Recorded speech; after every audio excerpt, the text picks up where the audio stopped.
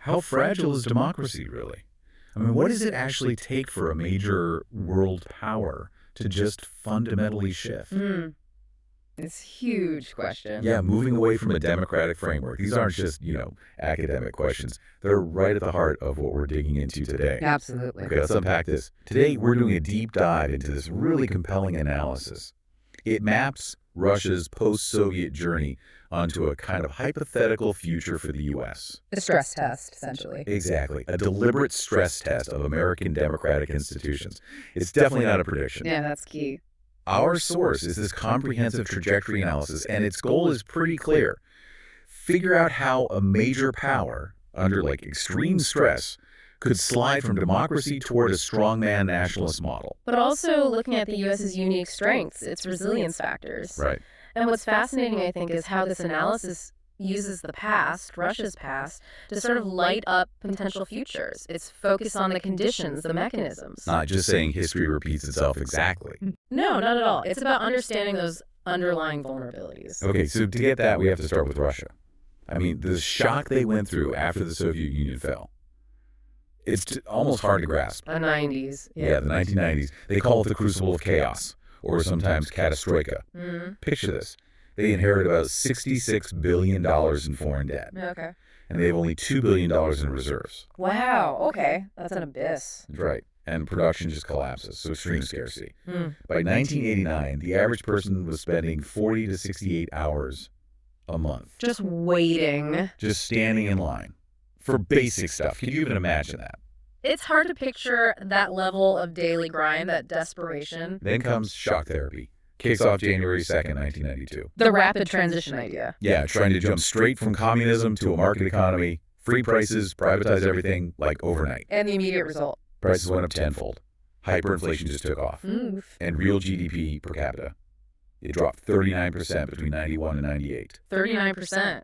That's comparable to the U.S. Great Depression, isn't it? Exactly. But happening in this brand new, really fragile democracy. So for many Russians, democracy and free markets just meant chaos, hardship, feeling like the country was failing. It completely undermined the legitimacy of that new system. Totally. And that kind of weakness, that vacuum in the state, it just opened the door for, well, what they call crony capitalism. Right, the rise of the oligarchs. Yeah. Elite capture. Yeah, basically a small group, really well-connected people, they just grabbed control of the economy. How did they manage that so quickly? Well, first there was this voucher privatization, 92 to 94.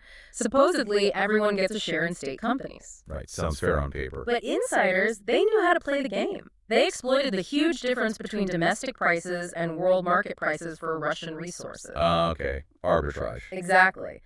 Then came the really notorious part, the loans for share scheme in 96. I've heard of this one. Yeah. Valuable state companies, oil, gas, metals, basically handed over to a few politically connected banks. In exchange for loans the government couldn't possibly repay. Predictably, yeah. They defaulted. So by the late 90s, this tiny group, the semi-bankershina, the seven bankers, they controlled, estimates vary, but maybe 50 to 70% of all Russian finances. 70%. The Wow. line between the state and private interests, it just wasn't there anymore. It vanished. And the key takeaway here, I think, is when a system loses that legitimacy, when it just doesn't work for people. Even a powerful system. Yeah, it creates this powerful hunger for a different kind of order, whatever the cost. So you have this decade of chaos. The economy tanks. People feel like the country's being looted. Then the 98 financial crisis hits. All right, piling on. It just fuels this deep sense of national humiliation. People are desperate for stability. Exactly. So that feeling, that humiliation, the desire for order. Did the analysis pinpoint a moment where the demand for a strong leader just became overwhelming? It really did. Vladimir Putin coming to power in 2000 wasn't an accident. Not just random chance. No, it was quite deliberate, orchestrated by Yeltsin's inner circle, the family, they called them. Right, the family. They needed to protect their power, their assets. They needed someone competent, loyal, and crucially committed to state power. And Putin fit the bill. Perfectly. Former KGB, then head of the FSB. He's already shown his loyalty, too. How so? By shutting down a prosecutor general who was digging into corruption in the Kremlin.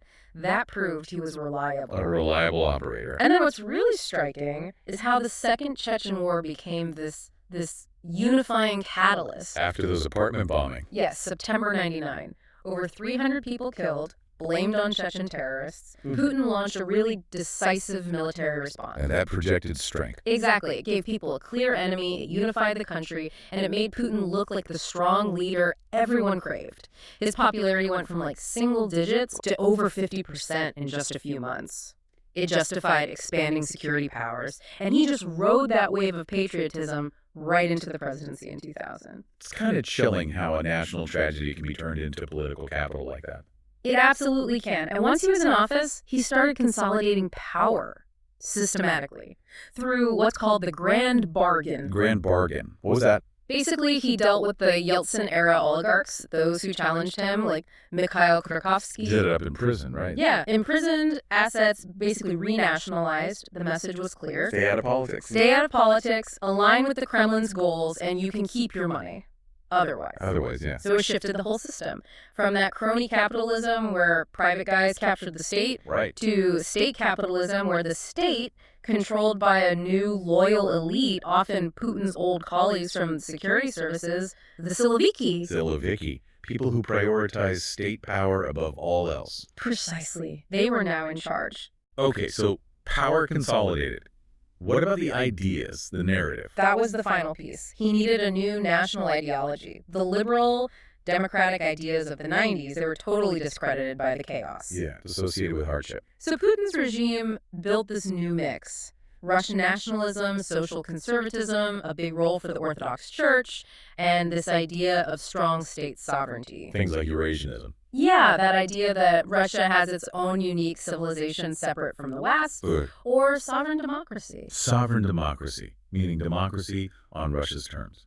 Kind of tailored to Russia's traditions, its national interests, often meaning less, Western-style liberalism. It gave people a story, a sense of identity and purpose again. Okay, so that's the Russian trajectory: chaos, capture, consolidation, new ideology. And broad strokes, yes. Now, turning that lens onto the U.S., the analysis suggests a similar path here wouldn't just happen out of the blue. No, it would need fertile ground. Right. It argues it would stem from a long period of institutional decay. That's what creates the vulnerabilities. So the analysis points to, 4 big areas of decay in the U.S., starting around 2008 up to now.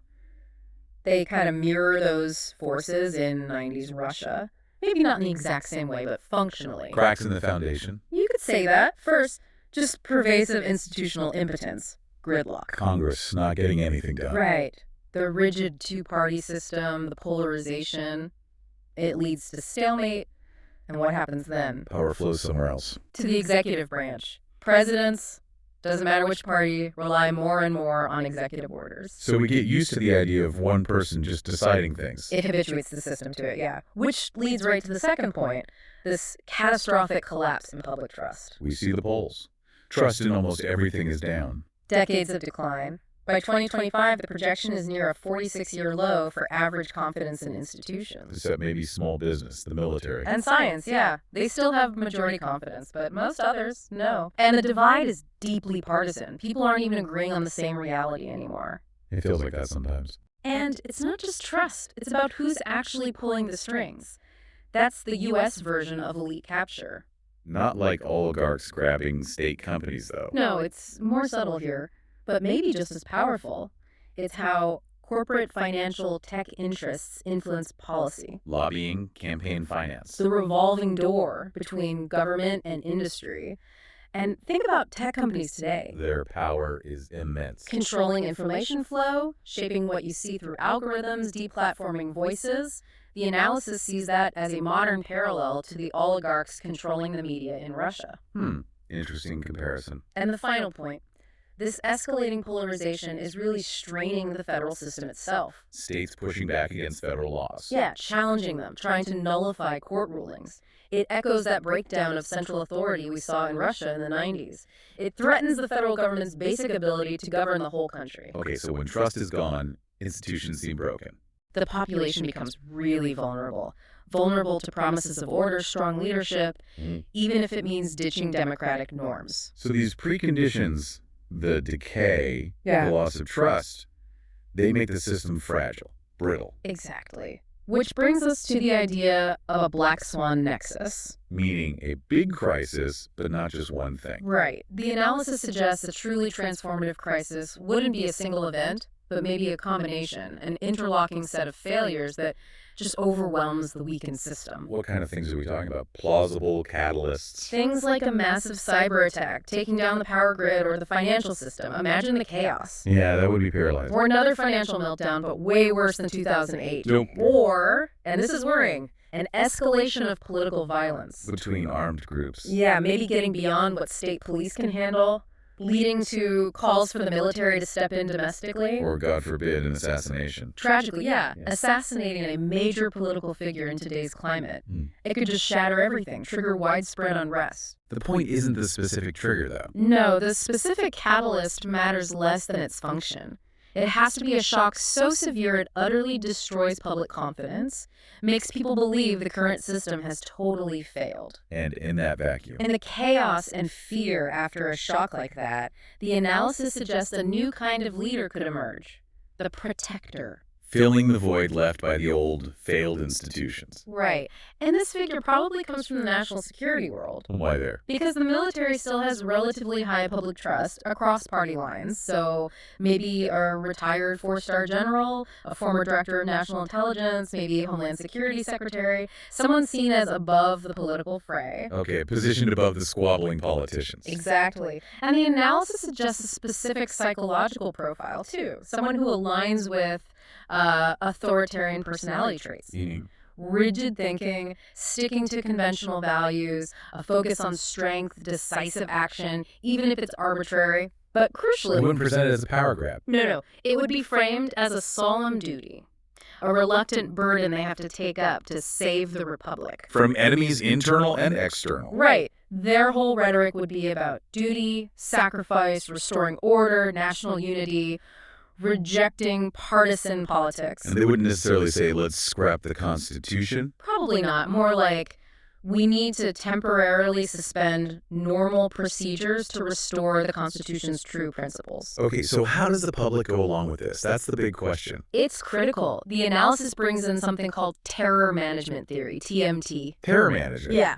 The idea is, when we're faced with a really big shock, something that reminds us of our own mortality, like a black swan event. Okay. It triggers this deep, almost primal fear. Psychologists call it mortality salience. You're suddenly very aware of how fragile everything is. And in that fear. People crave security. Above all else, they look for strong leaders who promise order, protection, and they cling harder to their own cultural identity, their worldview. So they become more willing to trade freedom for perceived safety. Potentially, yes. And the crisis also activates what researchers call latent authoritarian predispositions in some people. Meaning some people are already inclined that way.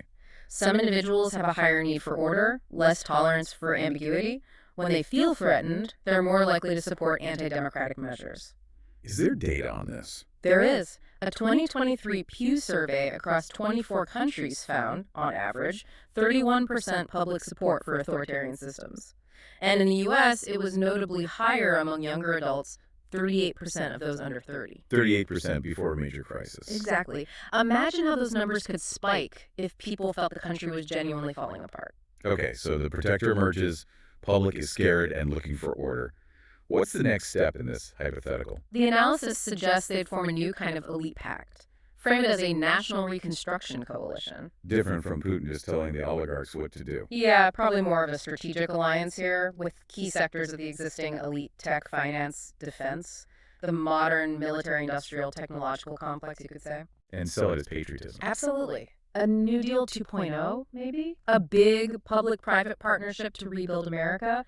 Corporations get huge contracts, fewer regulations, protection. In return, they provide political support, money, and maybe most importantly, the technological infrastructure the regime needs to operate. the technology. Here's where it gets really interesting, right? The analysis argues this hypothetical American authoritarianism would be fundamentally technocratic. That's a key distinction. Technology wouldn't just be a tool, it would be the core mechanism of control. Built on what? What's this infrastructure of control? 3 main pillars, according to the analysis. First, AI-powered surveillance on a massive scale. Cameras everywhere, online activity. Yeah, integrating data from public CCTV, private cameras, online behavior, analyzing it all with AI for facial recognition, behavior patterns. Constant monitoring, identifying dissent quickly. And with much less need for human agents than, say, the Stasi in East Germany. It's vastly more efficient. Okay, that's one pillar. What's next? Second, a central bank digital currency,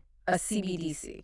Which sounds like just modernizing money. It'd be sold that way. Efficiency, fighting crime. But it's real value to this kind of regime, eliminating financial privacy. How so? A programmable CBDC could control what you buy, maybe restrict gun purchases or books deemed subversive. It could freeze assets instantly, automate fines. Linking your ability to survive economically directly to your political loyalty. Precisely. And the third pillar ties it together.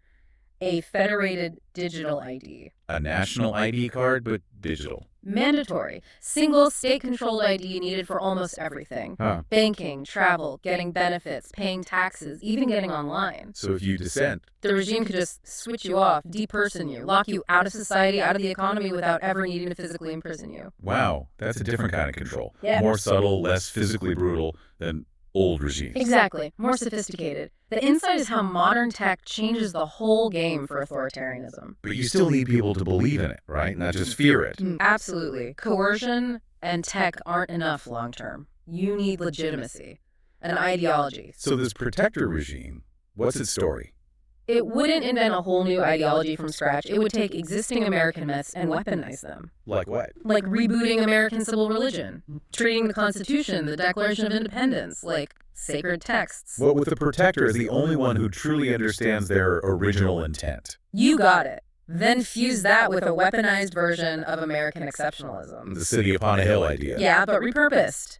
Now it means we need these tough authoritarian measures to protect America's special destiny from enemies within and without. Who are the enemies within? Decadent internal elites. Think terms like globalists, socialists, people blamed for weakening the nation, and of course linking them to hostile foreign powers. Standard authoritarian playbook defining the enemy. Always.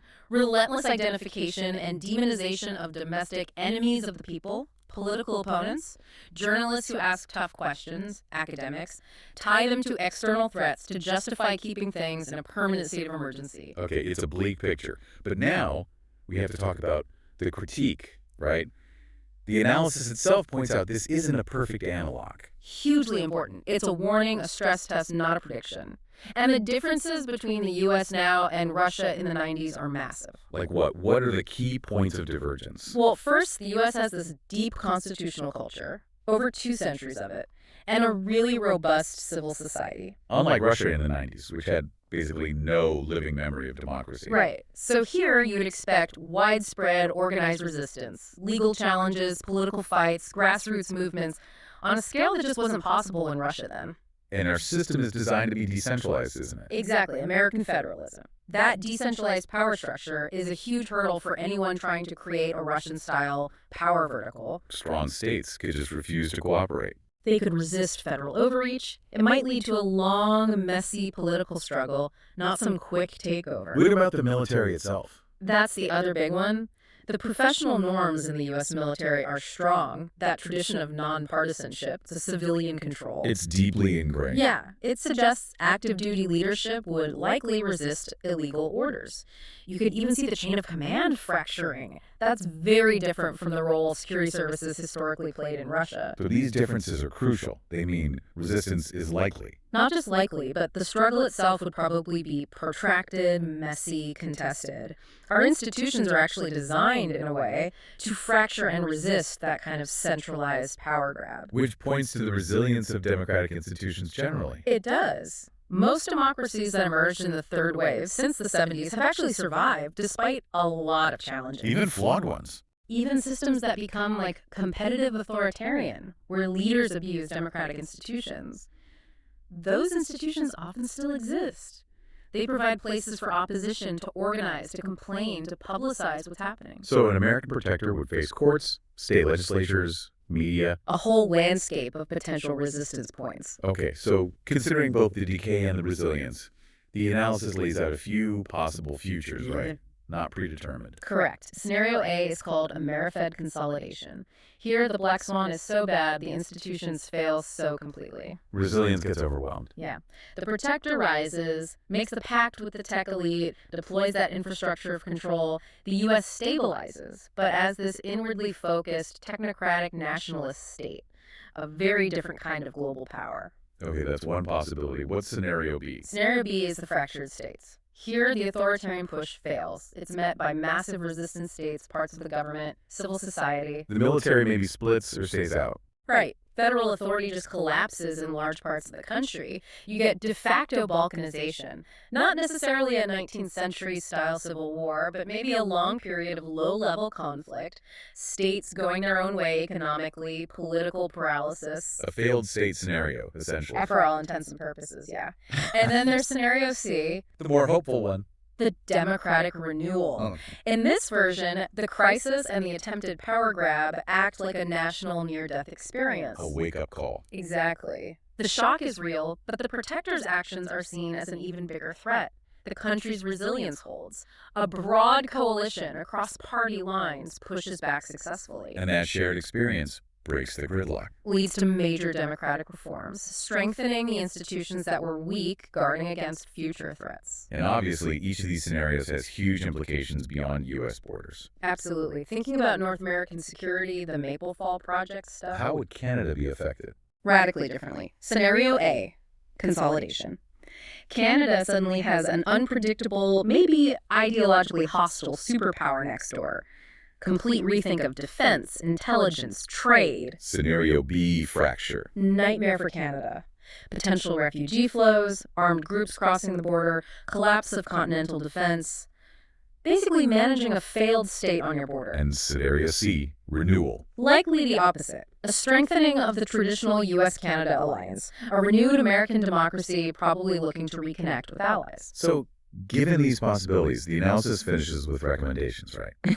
How to avoid the bad scenarios and maybe encourage the good ones. Yes, strategic recommendations focused on bolstering resilience now. Like what? First, setting up early warning indicators, things to watch closely. What kind of indicators? Tracking public trust in institutions quarterly, monitoring norms violations like presidents using executive orders constantly to bypass Congress, watching federal-state conflicts, analyzing political rhetoric. Is it dehumanizing opponents? Is it legitimizing violence? And keeping an eye on the military. Yeah, monitoring for any signs of politicization, partisan messaging creeping in. It's about seeing the cracks forming before they become chasms. Makes sense. What else? Second, actively strengthening institutional resilience.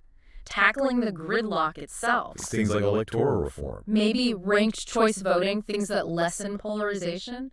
Also, pushing back against executive overreach, strengthening Congress's hand, and working hard to keep the military apolitical continuous education on norms, discouraging politicians from using troops as props. And what about those tools that control the tech? That's the third area, regulating the tools of control before they can be misused. So, rules for AI surveillance. Strong national laws. Clear limits, warrants required. For any CBDC, mandate privacy by design, by law. Maybe make it function like anonymous cash up to a certain amount. And the digital ID. Strict data protection, yes. But fundamentally, ensuring it cannot be required to exercise basic rights, voting, speaking, traveling. Don't let it become a choke point for citizenship. Exactly. And finally, the fourth area is maybe the broadest, fostering civic and democratic culture. Back to basics. In a way. Renewing civic education nationwide. Boosting media and digital literacy, helping people spot propaganda and disinformation, and consciously developing a positive, inclusive national story that emphasizes shared democratic values to counter the divisive narratives. So strengthening our psychological defenses against authoritarian appeals. Right. The main point across all these recommendations is that acting now, proactively, while things are relatively stable, is the best defense against democratic backsliding later. So wrapping this up. What does this all mean for you listening right now? This deep dive, it isn't about scaring people. No, it's about illumination, understanding the deeper forces. Yeah, challenging us to look past the daily headlines and see these underlying currents. Which raises that crucial question: if these are the potential paths, what can we actually do? As informed citizens, how do we help strengthen those foundations? Because the choices we make now, when things feel relatively calm, they really do set the stage for how we handle future crises. So here's a final thought to leave you with. Consider which of those scenarios, consolidation, fracture, or renewal, you think feels most plausible right now. But then, maybe more importantly, think about what role you could, even in a small way, in shaping that future. What's one specific thing you might do to strengthen democratic resilience right here in your own community before any black swan even darkens the horizon?